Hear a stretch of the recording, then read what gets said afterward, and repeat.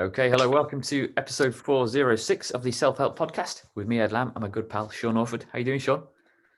I'm doing very well. Just been admiring your bike and your new carrier on the front. Front rack, Very yeah. good. I've just been, I went to the retail park and got some big bag of guinea pig food. So the guinea pigs are happy now, and I'm happy because I can transport one more thing on my bike, or lots more things. Yeah. So and you can carry weight on the front without kicking you off. Yeah. I mean, you can carry more weight on a rear rack, but I prefer to have the weight up there or a little bit of it, just a bit more, control it a bit more. And I've got, at some point I will get a rear rack as well for lugging, or a trailer at the back for lugging more stuff around. But it's good fun.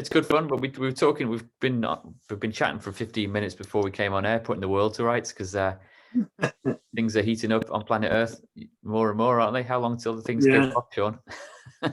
Well, that's it, isn't it? It's watch this space.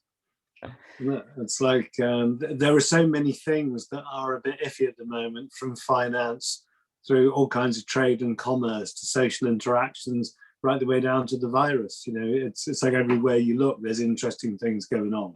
Yes. It's easy to kind of get breathless and very anxious about all this stuff, isn't it? Even I can feel it going sometimes. So hopefully this podcast and the course that we have been running over the last 8 or 9 weeks can go some way to letting people know that you don't have to get caught up in the madness of it all, right? Yeah. And that's the point, really, is that it's the issue of, through that process of mindfulness and learning to be in the present, that you end up in control of it and it's not in control of you, so that you're the master of your own destiny, as near as we can get to that. Yeah. So livingthepresent.co.uk for the links. We're going to do week 9 of the 10-week course, and we're giving away a chapter from the book each week, which you can download from the website. So go and have a look at that. I'm going to share my screen now for those watching on YouTube, just so we've got some kind of notes to go along with. But yeah, if you're listening online just through a podcast, don't worry, you're just missing a few little pointers for Sean and I to keep us on track. So yeah, step 9, Sean. In the book, this one is called Relativity, but you had a different title in your initial PowerPoint. Go on. It was to do with the and it's the relevance, really, of the PowerPoints are really useful, but you do need to read the chapters. Ideally at some point you'll need to do the course if you do the course. And actually, I'd like to say a thank you to the amount of people that have said to me, I did that course with you years ago. Someone said it was 10 years ago, and they have, and it's been really useful going through this process of revisiting stuff. It's kind of gotten back on track again. That's cool. Which is good. I've had a few messages like that. So thank you for your messages, people. Yeah, it's right. Sometimes it's worth reading the same book over and over rather than hundreds of different self-help books. So yeah. And the thing is that people say, why do you read the book over and over again? Because it doesn't change. And the point is, it doesn't change, but you change. So you see different things in the book that you read. You get different messages from it because your perceptions change. Yeah. So look, what we're looking at in this week is we've gone through the process of letting go, getting into the present, and starting to create the world that we want. And that's always an interesting time because people are trying to do things and things get in the way and there's barriers and blocks and all that kind of stuff. So in the book, if you read the chapter, I start off with the idea of everything's relative, like it's a kind of an emotional relativity. So the idea that if you're flying a plane or you're captaining, do captain a boat, whatever you do, whenever you do a boat, you point it in the right direction, but because there's energy moving around you all the time, if you're in an aeroplane, the wind is always blowing you off course. So as a pilot, you don't steer the plane. What you do is you point it in the right direction, and then you spend your life correcting your position to keep you on target. And that's when you're doing this kind of stuff where you're trying to change your life and you're trying to do things that forever, the currents of the water or the currents of the air, other people's emotions, their needs, their drives will be knocking you off course all the time. and you have to keep correcting to keep yourself on course. And don't allow the energies of the world or the negativities of the world, like COVID or whatever, to knock you off course. Keep going, correct all the time. Right. Yeah. Tiny little adjustments along the way, rather than the need for massive changes of direction every every few months. Yeah, right. It's keeping your hand on the tiller and just kind of, making sure that you are going in the right direction, which is so important. Yeah. So the issue. Go on. Just quickly, a little anecdote. So I've got my other podcast, Rethink Now, which I'm just getting going again after a bit of a break. And I spoke to a guy called Jorn from the Netherlands, who is starting up a business where he'll be using wind-powered clipper boats for sail cargo around the world. Trying to get to this net zero world where we don't use any energy and fossil fuels. And I asked him about that. The obvious question is, what do you do when it's not wind, when the wind's not blowing, or the wind's blowing in the wrong direction? And the skill that a mariner that navigates by the wind is unbelievable. But he does say that sometimes, the wind will almost die out completely, Ed, and sometimes you just gotta wait for a few hours, do nothing, and then it'll pick. But it always comes back. And then you can get going again. Yeah. Amazing. Yeah, I love that idea of because I don't know what kinds of sails he's using, but there were experiments where they were using sails that were like the wings of aeroplanes. They were using those because they could control them more. Yeah, he's doing it proper old school rigging style, but there are some businesses out there that are doing it a bit more high tech, fascinating stuff. But anyway, use the wind. Use that tailwind when you can. Yeah. Go on. Yeah. Okay. So what we're looking at the idea of we got dreams, we've got ideas, we've got things that we want to do. If we've got rid of the past, we're going to focus on what we need to actually stay on course to do what we want, which is the kind of persistent, consistent stuff that we talk about throughout the book. But the issue is that it's a bit like no goal is too big and no goal is too small. Some people want to change the world. They want to kind of, they want to be Donald Trump. Some people want to do small things. Yeah. But there's no big or small. It's about what is it that makes you feel good. So it's like, it's not a competition. This isn't a race. And one of the things I really don't like about racing, and this really cheeses off a lot of the fellas that I know, if we talk about it, because I don't understand why you'd want to run a race. Because if 9 of you set off to run a race, that means that 8 people are going to be disappointed. I don't get the odds. It's okay if you're going to run because it's fun, but if it's like, we've got to have a winner, that means there's going to be 8 people out of the 9 who are just not good. The idea that, in looking after each other and doing things together rather than I need to be better than you and I've got, do we look down on people? Do we look up to people? Why don't we just look at people? So it's that whole idea about staying on course, but not looking at the place. It's like when I teach yoga, I'll watch some people, they're trying to get a leg somewhere.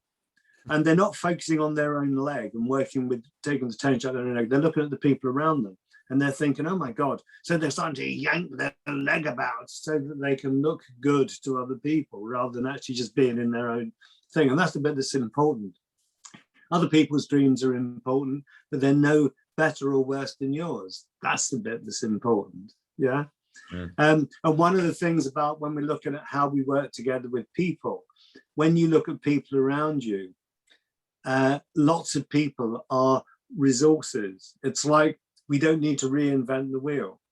It's like I can say to you, Ed, can you do this with the website? I don't know how to do it. I haven't got a clue, but you do. And it's like the people around us are helpful resources if we all look after each other. We can be helping other people, they can help us. Yeah, it's good stuff, but it's focusing on what we want to do. Yeah, exactly. I mean, at the end of the interview with Jorn on Friday, we finished, and he said he was quite. It was a compliment to me, but he was saying that was amazing, Ed. I don't know how you do it. I don't know how you keep a conversation going for that amount of time, and you're so natural. And he was quite amazed. And I was like, Jorn, you're like a master mariner. You can sail around the world, you know, using nothing but the wind. That's amazing. But at the same time, you know, yeah, fair dues. I can do the podcast. He can do the sailing. We all have our own little skills, don't we, that we're good at. Yeah. And it's like, if we work to our strengths, we're successful. Well, one of the things that I see a lot when I'm in organizations is you'll get somebody who can't delegate. And because they can't delegate, they become kind of inefficient. Yeah. And it's like, we have to learn to work with each other. So one of the quotes I really like is this one about, in a world where all is one, where everything is one thing, then strangers are simply family that we have yet to get to know. And if we can see other people around us as our brothers and sisters and work together, that's when we become really effective. You know, how much of life is a competition rather than us being happy with who we are. Ree gave me a quote the other day from someone, I can't remember who it was. I think it was a guy called Chetty, that life isn't about how I see me. It's not about how you see me. It's about me worrying about how you see me. You see, you get what I mean? So it's like, am I trying to impress other people so I want them to see me in a certain way? Yeah. And it's like, we need to just be ourselves and fulfill ourselves. Yeah. So one of the things is that we get a lot, I get it in the therapy work I do, but you get a lot of it with on the course, where you've got people that are saying, oh, you know, I can't do this, I can't do that. Oh God, oh no. And that's part of the negative paradigm that people are holding about who they are. And it's like, once you start to wake up a bit and you can see that for what it is, it's like, if you feel bad about yourself, the chances are that you've learned it. It's a habit. And if you can work with changing that habit, then you can realize that you can become as perfect as everybody else. You are perfect. You know, it's like, you can look in the mirror and go, oh my God, I'm so ugly.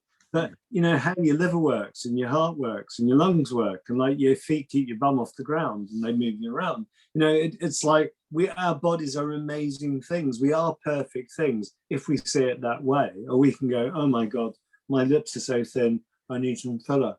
You know, and it's silly. Yeah. So that whole thing about the first you need to do is you have to learn to love yourself and to actually enjoy being who you are. So the stuff that we say further back in the course about, you know, going to the bathroom mirror, looking yourself in the eyes, saying I love you, feeling that kind of gratitude for who you are for yourself, rather than reinforcing the negative all the time. And one of the things like on this slide, if people are reading it, the last bit on the slide is, you need to be a human being, not a human doing. And one of the problems that I see in the majority of people is they don't feel right unless they're doing something. Yeah. You know, that they can't just be, they've got to do. Yeah. Well, you know, I can be a little bit guilty of that myself sometimes, and me and the Mrs. Bethan for sure. Now that the boys are at an age where they can take care of themselves for large chunks of the day, you know, especially at the moment when we're stuck inside and, you know, they just want to go and have an hour or two on the PlayStation or whatever. So yeah, we have these little chunks in our day now, especially at the weekend, where we have nothing to do, and you know, we're kind of sitting there wondering what to do. And we do get that feeling like, I need to go and clean the bathroom, or I need to go and do this, or we should do something. But yeah, the line second from the end there, doing is often an avoidance of self. Is fascinating, really, because it's like I see it, you know, when I go out and I'm on the school run, everyone's buzzing around, everyone's busy, everyone's got stuff to do, busy. It's like, what are we avoiding when we're trying to be busy doing things? It's fascinating, isn't it? Yeah, and most of what we're avoiding is unresolved emotion. It's interesting, if you go and do one of the 10-day Vipassana meditation programs, where effectively you're doing nothing for 10 days, after 2 or 3 days, you'll see people starting to get a bit emotional. And it's because they're now facing the emotions they've been avoiding for however long. And it'll take them a few days to clear that through their system before they start to balance down again. Yeah. Yeah. So this next slide is something. It's someone actually said to me once. They actually said the equivalent of, "Okay, you clever, whatever. What's your definition of success?" That was how it started. And my definition of success was simply is if you go to the bed at the end of each day with a smile on your face and thankful for all that the universe has given you today, and if you wake up with a smile on your face with a positive visualized expectation of what your day will bring, then you're starting to live in a world of positivity. Yeah. And when you're in that situation, and when you can start to see any obstacles or setbacks not as problems but as opportunities to grow and learn, thank you for giving me the opportunity to learn this lesson, rather than, oh my God. Yeah. And it's staying with the positive. And that's something which is really fundamental. The people that I see that are the most successful in whatever they're doing, whether they want to make loads of money or whether they want to build a community thing, whatever, the people that are the most successful are the people that are happy and positive. When they walk into a room, they kind of light it up and people go, oh, hiya, and the energy comes up.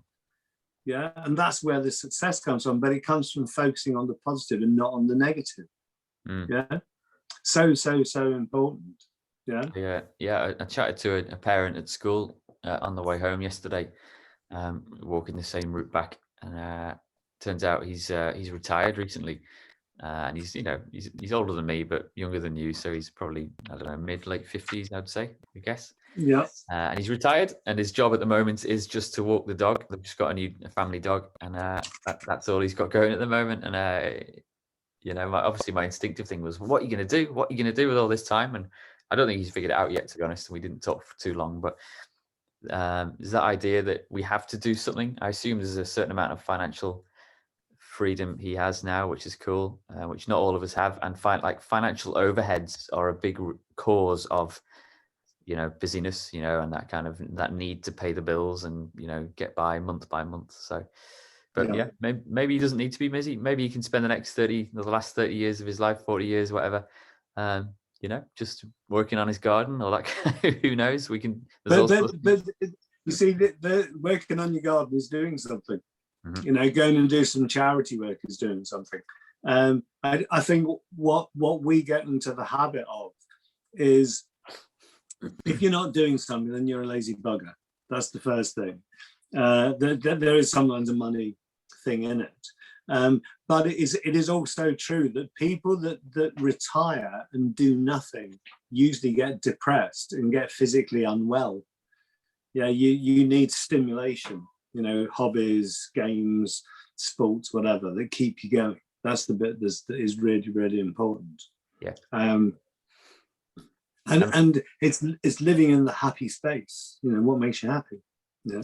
And this goes right back to the root cause of the entire book, really. In the core, you can spend 60 years of your life doing work that isn't fulfilling, just so that you can spend the last 20 years of your life, doing what you really want to do. Or you can spend your entire life trying to figure out what you want to do and make sure that the whole chunk, you're not on your deathbed thinking, oh, I wish I'd done less of that and more of this. Yeah. And one of the things that is important in that too, as we looked at earlier on in the program, was that if you are in a situation where you have to do things that you don't necessarily enjoy that much, you might be working on a line in a factory or something. If you start to focus on the negativity of it, then every day becomes, oh God, not again. Oh.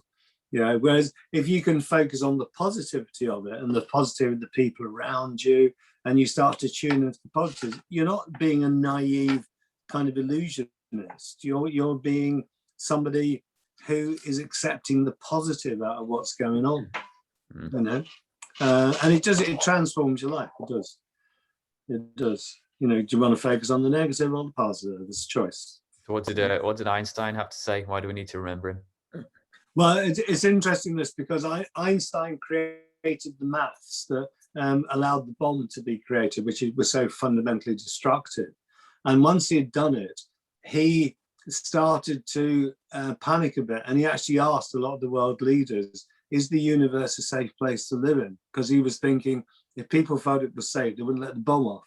That was his fears about it all. And the thing is that yes, the universe is a safe place under the laws of attraction. Yes, it has to be. It is.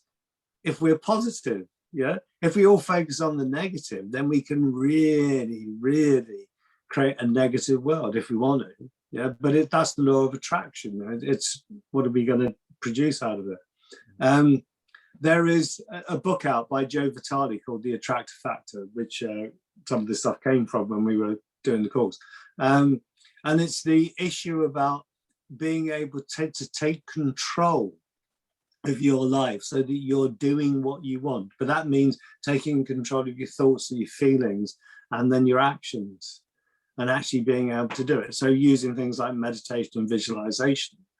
But the thing is that the world is a safe place if we focus on the safety. And the easiest way to learn to focus on the safety is taking control, is the meditation and the visualization. I know that over time, for many years, I've tried to get you meditating, and one day we will.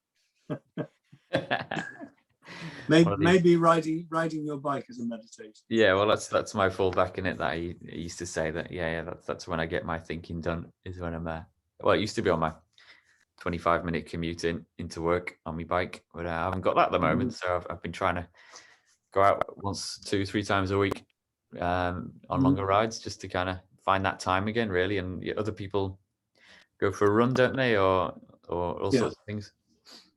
Yeah, it's whatever works for you to get that space. But very often when people are running, they will clear their mind enough to be able to kind of make decisions and do all that kind of stuff.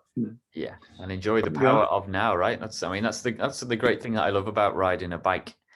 Well, apart from it's kind of led me to question everything in my life, to be honest, but I won't go into all that now. But when you are riding a bike, you are focused on every pedal stroke and every little turn of the handlebar, and it's a really good way of living in the present, I find. Yeah, and one of the things is that when you're on a bike and you're trucking along, if you do lose your concentration, that's when you fall off or you hit something. You have to be stay aware, stay awake and aware. It's good. Yeah. Mm-hmm. The issue about being in the now is that the road to hell is paved with good intentions. Like the things that I will do, I'll do them tomorrow. Yeah, okay. And it's like, you can only actually do something in the now. You can't change what has happened. You can't change the past. And what will happen, it could be the result of what you do today will create what happens tomorrow. But you can't actually live tomorrow today. You can only live in the now. Yeah. And however fulfilled, however happy you're going to be, you can only be in the now. Yeah. And the issue is, if you're going to do something, if you're going to change something, you have to do it in the now. If you don't manifest it in the now, it will never happen. And I could bring a queue of people in here who have fabulous intentions and really creative ideas, but they don't do anything about it. And it's a bit like, you wake up and you've had a dream and it's the answer to your problems, but you don't write it down, so you forget it. You're in the shower and the most amazing idea comes to you and you don't pay attention to it, you let it go. Whereas if you pay attention in the now and you don't let that mad negative monkey in your head get in the way, you can actually achieve things that you want. Mm-hmm. Yeah, but it's right now. If anyone's listening to this and they feel like they want to change, it's like, okay, what are you going to do now today? What are you going to do to set these things in motion? Or are you just going to think of it as, well, it's a good idea. Yeah, I fancy doing that, but then it's going to be same old, same old. What are you going to do? Yeah, we don't. They don't have to be that grand ideas, do they? You don't have to be inventing rockets to take us to Mars or making billions and billions of pounds. Creating a publicly listed company or whatever. They can be quite small little tasks. Yeah, it could be as simple as I'm going to make sure that the people in my street are happy. Yeah, but then go out and do it. Don't think of it as a nice idea. And there's been so many examples of streets where in the lockdown, people have got together as a street and they've actually met outside and chatted, and they've got their own kind of Facebook pages going and, you know, WhatsApp pages, all that kind of stuff. And it's actually brought the community together. I love it. Yeah. Yeah. Yeah. Good stuff. And you got to be consistent, right? Yeah. We know that it takes 30 days to change the way your brain works. If you act persistently and consistently with thoughts, feelings, or actions, it will change the structure of your brain. And that's not a fantasy. You can actually take scans of people's brains, get them doing mindfulness exercises, scan it 1 year, 2 years, and you can see the way the density of the brain tissue develops, it grows. Yeah. But the thing that we know is if you're building a new circuit of neurons and dendrites in your brain, it only develops if you're persistent and consistent about what you're doing. So if you do something for 30 days, you'll get a new set of neurons and dendrites that are the new habits or the new way of thinking or feeling, doing. If you carry on persistently and consistently, and you do that for 90 days in all, so 30 days to get it set up, 60 days to get it embedded, it becomes encoded in the higher cortex and becomes a habit. And the magic about a habit is you don't think about it, you don't feel about it, you just do it because it's a habit. Yeah? And it's getting these things into your head like it's a habit, because it's the whole thing about tomorrow never comes, and that thing about the road to hell is paved with good intentions. It's like it's fine, yeah, it's great to have good ideas, but you have to act consistently and consistently now. Yeah, that's to make it happen. It's partly why I'm so fascinated by life returning to normal once the vaccine, once everyone's had their jab in the arm, and because it's like, what is normal and what is the new normal? That was the phrase for a while, wasn't it? And we've all been locked in our homes, or not locked in, but we've been forming new habits, haven't we, in the last year? We've gone way beyond 90 days of changes in habit. So it's going to be fascinating to see what we return to in the next year or two, as if we're allowed to, if Mother Nature hasn't got any more surprises in store for us. But yeah, we don't know what's going to be out there when we come out of lockdown. I caught something earlier on one of the news feeds that I think said that Thornton's chocolate is going to close all its high street stores. Yeah. Is that real? Is it? Yeah, 60 shops, something like that. Yeah. Yeah, which that's like another name gone from the high street. I mean, whether you still be able to get Thornton's chocolate in other ways, I don't know. But it's like the high streets shrink all the time. And one of the things about if we're going to use bikes and stuff to go around and do our shopping, we need to be able to do it fairly locally. You know, we don't need to have these big shopping malls where you need a car to go there. You need local people you can go to. We'll have to wait and see how it all pans out. It's going to be fascinating. But yeah, what's this slide about? What do you have? Okay, so what we're looking at it's like, how's it been going for you? What's actually going on for you, and what are the skill base you've got, what are the resources you've got? So if you look at it, you have knowledge and understanding from the work that you do on things like these courses. You have lots of techniques and skills that you can learn on this program and other programs, but they're only relevant if you use them. I go to loads of people's houses that have all the CDs and the DVDs, and they have all the books on the bookshelf. I've got hundreds of them here. But unless you actually do what it says in the books, it doesn't matter whether you read it. It's like you've got to actually do the things in the now to make it different. And that's the problem, is people are full of good ideas, good intentions, but they don't do it. So things like developing the focused meditation morning and evening to make sure that you are focused in. And we're identifying that doesn't necessarily mean you've got to sit down on a cushion. You know, you could be doing other things, but being reflective. So and on the site, you can download the morning focus, evening review, meditations, just short 5-minute ones, that kind of stuff.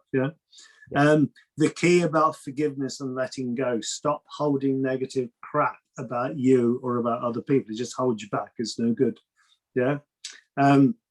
So forgiveness and letting go. getting into the gratitude, being able to focus on the positive, maybe at the end of every day, maybe before you go to sleep, just go back through the day and actually focus on all the positive things that have happened. And it could be that something happened that was a difficult situation today that you didn't like, but when you review it from your evening review, that you're looking at it thinking, well, thank you for that lesson. I've learned something from that. That's just been positive. It's changed my life.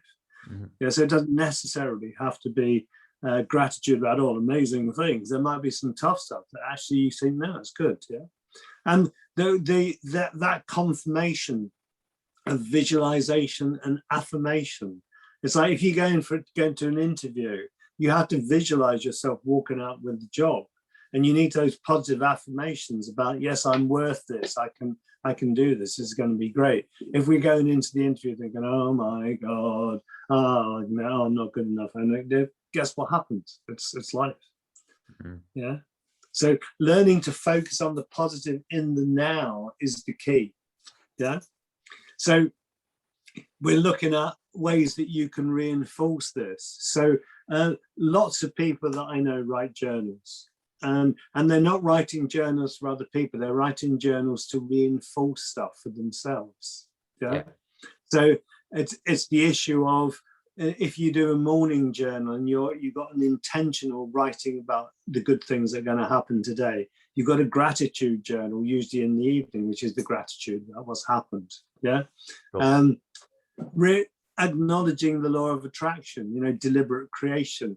Make sure that your intention is there for everything that you do for the day, and don't allow that negative reversed effort. We were looking at Coué's law of reversed effort last time. Yeah. Where we started something called the Mind Bank. But anybody who's in a group of people, if you can gather together and create a mind bank, shared ideas, shared resources, that it's such a powerful feed for you, because you're not doing it on your own. You're not alone in it. Yeah. Big time. Having that kind of access to help, knowing that you're going to be okay, which is good. Yeah. It's what you've got overload of knowledge written here. Is this a part where people can start to feel like, because they're getting towards the end of the course and there's a lot to do and a lot to take in, and we don't want to overwhelm people too much? Well, one of the things that, we said earlier on about, you can read a book several times and each time you get something different out of it, because you've changed your mindset so that you're actually appreciating, seeing, getting ideas that you didn't get the first time round. So when you look at something like this program, people have been through it, they've downloaded the chapters and read the chapters, and it's okay. If you've done it, do you need to do it again? Because very often people, when the first time they do something, they're getting into the mood, they're getting the idea. Being able to go back and do it again is maybe the key, Spreading the word as well, not just to boost our podcast figures, but also it's about sharing because sometimes when you undertake a new philosophy or a new planning or a new direction in your life, you can feel as if you're a bit on your own because the rest of the people in your life aren't up to speed or maybe don't understand. So is it important to kind of share with people what you're doing, invite them to come along for the journey as well? Yeah, but also when you do that, you have to accept the fact that some people maybe are not going to be going, yeah, whoopie-doo-dah, hey, what are we going to do? Some people are going to go, oh, bloody hell, your problem is you think too much. Why can't you just be happy with what you got? What do you know? Yeah. And it's that all that you're getting back all that stuff about, old dogs can't learn new tricks and bet the devil, and all that kind of stuff. Let's all stay negative because we all know what that's like and that's normal. Whoever told you you're supposed to be happy or fulfilled? Yeah. And you bang into all that, and that's where you really do have to learn to separate out from it. Sometimes you can smile, pat them on the head and give them a dog biscuit and let them get on with it. But sometimes there are occasions where you think, no, I actually have to move away from this situation or move away from that person or these people and stop being kind of reinfected with their negativity and stay with the bars and everything. All right, cool. So that's kind of week 9 done. What's coming up next week in the final step? A little preview. Well, the final step is what you're going to do from here. You know, okay, you've done all this stuff. What are you actually going to do? That's the thing. Yeah, all this stuff is theoretical. What are you going to do? Yeah. So, and that's where it's the difference between that 10 steps course, that was a good idea, wasn't it? Yeah. And don't do anything about it. Yeah. And then 10 years time, someone says, do you remember that 10th? Oh, it's good. Oh, I really enjoyed that. It's great. But I wouldn't mind doing that again. But if you don't actually do any of the things, and it's not just this course, it's like any of the books that you read, you know, the self-help books. If you don't do what it says in the book, nothing changes. Yeah. You can read books for the rest of your life. Nothing's going to be any different. You know? All right, cool. We'll come on to that next week. But yeah, livingthepresent.co.uk, all the notes, links, and the free download for the book.